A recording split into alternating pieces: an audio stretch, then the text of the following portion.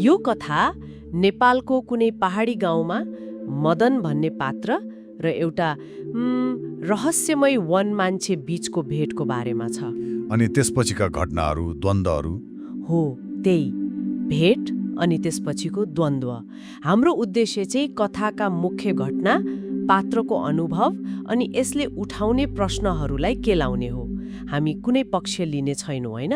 केवल कथामा जे छ त्यो प्रस्तुत गर्ने। ठिक हो, निष्पक्ष विश्लेषण। ल सुरु गरौँ है त। यो कथा करिब 1 वर्ष अघि घटेको भनिएको छ रे।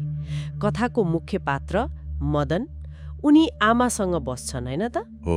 अनि खेत अलि टाढा भएकोले त्यो बाली नाली जोगाउन जङ्गली जनावरबाट राति खेतकै गोठमा सुत्नुपर्छ रे। त्यो त पहाडतिर सामान्य नै हो नि। अनि एक पूर्णिमाको रात उनी एक्लै हुँदा केही अनौठो आवाजहरू सुन्छन्। त्यसपछि झाडीबाट चम्किलो आँखाहरू। डरलाग्दो क्षण है। अनि त्यसपछि त एउटा ठुलो रौँले ढाकिएको मान्छे जस्तो प्राणी, वन मान्छे। बाप्रे, सुरुमा त कति डर लाग्यो होला मदनलाई। एकदमै। तर अचम्मको कुरा के भयो भने त्यो प्राणीले उनलाई केही गरेन। सिधै आगो छेउमा राखेको त्यो पुरानो खाना, पुरानी भन्छ नि, त्यो खान थाल्यो। ओहो, पुरानी। यो रोचक छ। मतलब प्रारम्भिक डर त थियो, तर प्राणीको ध्यान मान्छेमा भन्दा खानामा गयो। यसले खतरा तत्काल नभएको जस्तो संकेत दियो। हो नि, त्यही त। अनि त्यसपछि त त्यो वन मान्छे नियमित आउन थाल्यो रे। हरेक रात? वाउ, लगभग नियमित जस्तै आउँछ, खान्छ। अनि सबभन्दा अचम्मको कुरा चाहिँ मदनले जे गर्यो त्यही नक्कल गर्छ। नक्कल गर्ने? बोल्दैन? बोल्दैन, केवल हेर्छ अनि जे गर्यो त्यही दोहोऱ्याउँछ। कस्तो अनौठो है। यो नक्कल गर्ने बानी, यो नै कथाको एकदमै महत्त्वपूर्ण मोड हो जस्तो लाग्छ मलाई। एकातिर यसले कस्तो खालको त्यो मौन संवाद जस्तो बनायो होला उनीहरू बीच। होला, तर पछि यही बानी समस्या बन्यो, होइन त? हो, ठ्याक्कै। जब त्यो वन मान्छेले गाउँलेहरूको बालीनाली बिगार्न थाल्यो, सायद नक्कल गर्दा गर्दै सिक्यो कि खै। हो, त्यही नक्कल गर्ने बानीले नै उसलाई खतरा बनाइदियो। सह अस्तित्वबाट द्वन्द्व सुरु भयो। अनि अवस्था बिग्रउँदै गएपछि त मदनले लुकाउन सकेनन्। गाउँलेहरूलाई सबै कुरा भन्नु पर्यो। अनि गाउँलेहरूले के गरे त? स्वाभाविक रूपमा तर्से होलान्। तर्सिए अनि सबै मिलेर त्यो वन मान्छेबाट छुटकारा पाउने उपाय सोचे। यहाँ कथा अलि निर्मम मोड लिन्छ। उनीहरूले छलको सहारा लिन्छन्। छल कस्तो खालको? उनीहरूले त्यही नक्कल गर्ने बानीलाई प्रयोग गरे। ओहो, मतलब उसकै कमजोरीलाई हतियार बनाए। हो, मदनले 2टा कराई लिए। एउटा सादा, अर्कोमा चाहिँ टोना, त्यो पोल्ने वा चिलाउने केही चिज।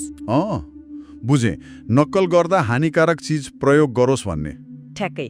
अनि मदनले पहिले सादा कराईबाट केही झिकेर जिउमा दले जस्तो गरे।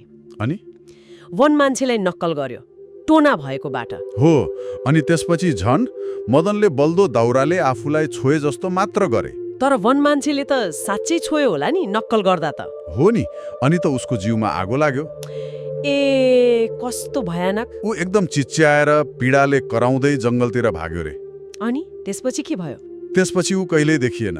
तर कथामा के भन्छ भने उसको आवाज चाहिँ अझै पनि जङ्गलमा सुनिन्छ रे। कस्तो विरोधाभास है।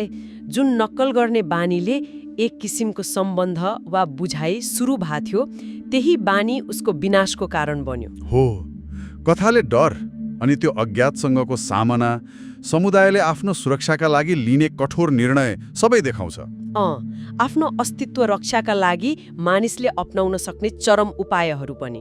त्यसो भए यो कथाबाट हामीले के पानु त? सारमा भन्दा एउटा डरलाग्दो भेटबाट सुरु भएको अनौठो सम्बन्ध, नक्कल गर्ने बानीले निम्त्याएको द्वन्द्व र अन्ततः छलद्वारा गरिएको समाधान। कथाको अन्त्यले चाहिँ हामीलाई केही प्रश्नहरू सोध्न बाध्य बनाउँछ, होइन त?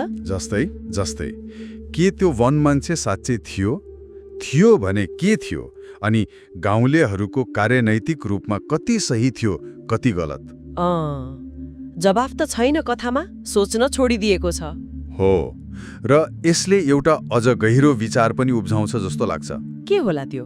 जब मानिसले आफूले नबुझेको कुरा वा आफूभन्दा फरक कुराको सामना गर्छ, विशेष गरी जब त्यसबाट खतरा महसुस हुन्छ, उसको प्रतिक्रिया कस्तो हुन्छ? के यस्ता लोककथाहरूले केवल घटना मात्र भन्छन् कि हाम्रो मानव स्वभाव, हाम्रो डर अनि त्यो समूहमा बाँच्ने हाम्रो जुन प्रवृत्ति छ त्यसको बारेमा केही गहिरो सत्य बोलिरहेका हुन्छन्? सोच्नुपर्ने कुरा हो यो।